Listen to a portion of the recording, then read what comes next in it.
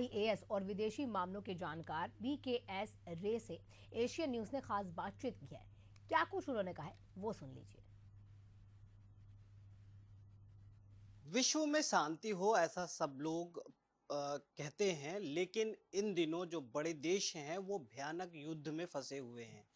इसका क्या मायने है, आज हम बातचीत करेंगे। हमारे साथ पूर्व के आईएएस और इंटरनेशनल मामले के जानकार बीकेएस राय सर हैं। उनसे हम चर्चा करेंगे और जानेंगे कि आखिर ये जो बड़े देश हैं, रूस है, यूक्रेन है और अमेरिका जो है, इसके अलावा जो गाज़ा और इज़राइल और अब जो है पाकिस्तान और बलूचिस्तान, जिस तरीके से अभी मौजूदा दौर में जो युद्ध देखे जा रहे हैं, उससे क्या मायने हो सकता है, ये हम बातचीत करेंगे।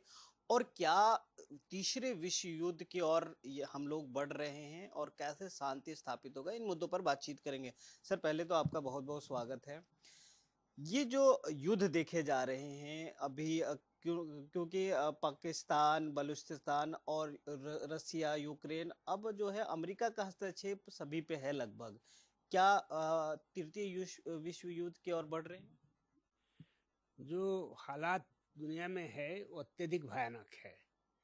किस वक्त क्या होगा कहा नहीं जा सकता, क्योंकि जब से डोनाल्ड ट्रंप अमेरिका के राष्ट्रपति बने हैं, उनके विदेश नीति कुछ अलग टाइप का है।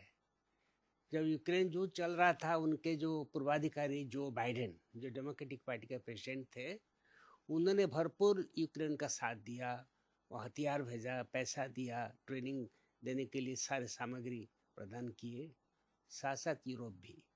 लेकिन डोनाल्ड ट्रंप जब अपने चुनाव प्रचार कर रहे थे, उसमें एक उन्होंने वादा किया था, मेरे आने के बाद यूक्रेन में शांति हो जाएगी, एक दिन में, ऐसा कह रहा था। एक दिन में तो नहीं हुआ, लेकिन ये सही है कि डोनाल्ड ट्रंप आने के बाद यूक्रेन का युद्ध एक नई दिशा ली है। और यूक्रेन में अभी हालांकि अभी जो स्थिति बन रही है, लगता है कि युद्ध विराम हो सकता है, क्योंकि डोनाल्ड ट्रंप ने रूस राष्ट्रपति पुतिन के साथ और यूक्रेन के जेलेंस्की के साथ बातचीत कर चुके हैं। ये मामला अनुकूल प्रतीत होता है, परंतु जिस शर्तों के साथ युद्ध विराम होगा, उन शर्तों को लेकर विवाद जरूर जारी रहेगा, ये मेरी आशंका है। शांति की तरफ तो यूक्रेन बढ़ रहा है, वहाँ शांति हो जाएगा, लेकिन कितने दिन तक रहेगा ये कहना संभव नहीं है।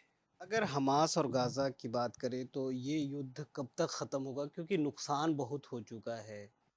देखिए, गाजा में सब कुछ ठीक चल रहा था, हमास के साथ बातचीत हो रहा था, कतार और इजिप्ट के मध्यस्थता में सब कुछ चल रहा था कि आप अपना युद्धबंदी को, हमारे जो जेल में जो फंसे हुए पैलेस्टाइन को, उनको खला मुक्त कर दीजिए, हम अपना इतना जो इजराइल का जो बंधक लेगा हम तक खाली कर दिए। एक दो पर्याय में उन्होंने हुआ था, उन्होंने 5 बंधक खाली किया, उनको रिलीज किया, तो उन्होंने 500 पैलेस्टाइन बंदी को मुक्त कर दिया। ऐसा चल रहा था। और जो बंदियां, जो लोग अभी बंधक रूप रह रहे हैं, उनके परिवार काफ़ी उग्र है अभी। उनका कहना है कि नेतन्याहू ने अपने को बचाने के लिए एक बहुत बड़ा गैम्बल खेला है, बहुत बड़ा जुआ खेला है। खुद को बचाने के नेतन्याहू के खिलाफ भ्रष्टाचार का शिकायतें हैं और उसके ऊपर जांच भी चल रहा है जुडिशरी में। तो इसको देखते हुए अपने उग्रवादी तरीका अपनाया है। और सबसे बड़ी बात क्या है, इजराइल के ऊपर अमेरिका का अभयदान है। आप देखिए ना, ट्रंप इजराइल जितना नहीं गरज रहा है, उससे 10 गुना तो ट्रंप गरज रहे हैं। वो धमकी दे रहे हैं कि गाजा को खाली करो, हम इसको ही बना देंगे। और ये भी हुदी, अब एक नया डेवलपमेंट हुआ है कि हुदी जो विद्रोही है, हुदी विद्रोही रहते यमन में, उन्होंने कहा कि पैलेस्टाइन भाइयों के लिए हम कुछ भी कर सकते हैं, उनके ऊपर आप अत्याचार किए हैं। अभी तक गाजा युद्ध में 62,000 पैलेस्टीनियन का मौत हो चुका है, जो कि एक भयंकर दर्दनाक विषय है, दुखद विषय है। परंतु नेतन्याहू एक किसी अमेरिका के समर्थन में ये प्रकार कर अभी नेतन्याहू करे, जो अभी कर रहे हैं, तो कर प्रारंभ है, आगे देखिए क्या होगा। तो स्थिति बहुत भयानक है। गाजा के बारे में कुछ कहना अभी संभव नहीं है, जब तक कि दोनों पक्ष, हमास और इजराइल, दोनों जो शांति वार्ता जो हुआ है, जो सीज फायर को सम्मान न करे। दूसरी ओर पाकिस्तान और बलूच अभी मौजूदा हालात जो बने हैं उसको कैसे देखते हैं? क्या बलूच पीछे हटेगा या फिर पाकिस्तान को नुकसान उठाने के लिए तैयार होना चाहिए? बलूचिस्तान के बारे में जो कुछ हो रहा है इसका कारण यही बता रहा हूँ। बलूचिस्तान पाकिस्तान का सबसे बड़ा प्रदेश है, लेकिन सबसे पिछड़ा प्रदेश है। वहाँ खनिज साधनों का भरमार है, लेकिन वहाँ बहुत ज़्यादा गरीबी है, पिछड़ापन है और बहुत दुखद है उनका जिंदगी। वहाँ कोई फसल वसल भी अच्छा नहीं होता है, समृद्ध नहीं है। खनिज साधन तो खनिज दृष्टि से बालूचिस्तान बहुत संपन्न है। तो बालूचिस्तान के लोग का पहले से वो लोग एक्चुअली बालूचिस्तान का भौगोलिक स्थिति देखिए, एक तरफ अफगानिस्तान लगा हुआ है, एक तरफ ईरान है और वो जो लोग वहाँ के रहते हैं वो एक्चुअली पख्तून एक नया अलग भाषा यूज़ करते हैं, उर्दू से बात नहीं करते, पख्तून भाषा कहते हैं। तो अपने आप को थोड़ा अलग मानते। उनका ये कहना है कि पाकिस्तान के जो बाकी जगह जो लोग हैं, जैसे लाहौर में कहिए, सिंध में, वो लोग हमेशा हमको उपेक्षा किए हैं। पाकिस्तान शासकों ने हमेशा बलूचिस्तान का उपेक्षा किया है। और अभी सबसे बड़ी बात क्या है कि चीन और पाकिस्तान के बीच एक कॉरिडोर चल रहा है, उसको बोलते हैं चीन पाकिस्तान कॉरिडोर, जो कि बालूचिस्तान लेकर जा रहा है। और इन लोगों को भय है इस कॉरिडोर के कारण ये लोग खनिज आपदा को, खनिज साधन को दोहन करेंगे, ये लोग अमीर बन जाएंगे, हम गरीब ही रहेंगे। सभी मुद्दों में अगर बात करें, चाहे वो रसिया हो या पाकिस्तान बलूच हो या फिर यूक्रेन हो, हमास गाजा हो, भारत का क्या स्टैंड होना चाहिए?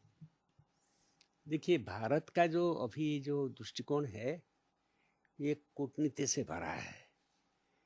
भारत ने अमेरिका के साथ भी दोस्ती बनाई है, रूस के साथ भी दोस्ती बनाई है और अभी चीन के साथ भी दोस्ती बनाने जा रहा है। तो वो भारत ऐसा कोई स्टेप नहीं लेना चाहता जिसके कारण वो संकट में आ जाएगा। तो इसीलिए भारत का जो दृष्टिकोण जो है, ये तो मोदी जी बार बार कह रहे हैं कि हमें शांति चाहिए, हम शांति चाहिए। यूक्रेन के बारे में जब पूछा गया मोदी जी को कि आपके क्या दृष्टिकोण है, आप किसके साथ है, पुतिन के साथ है, जेलेंस्की के साथ? उन्होंने कहा हम शांति के साथ है। तो ये करा के दोनों को निरुत्तर करा दिया। अभी भारत का जो रणनीति है कि इसका विरोध नहीं करना है, सबको साथ में लेकर चलने की रणनीति है, जो कि सही है। तो ये तमाम जो पूरे विश्व में चीज़ें हो रही है, युद्ध हो रहा है और भारत जो है लगातार शांति की ओर और शांति कायम करने की बात करता है। तो अब ऐसे में देखने वाली बात ये होगी कि किस तरीके से शांति कायम होता है और जो देश युद्ध के मुहाने पर हैं या युद्ध में घिरे हुए हैं वो कैसे निकलते हैं, ये तो वक्त बताएगा। फिलहाल कैमरा पर्सन नवेज के साथ इम्तियाज, एशियन न्यूज़, रायपुर।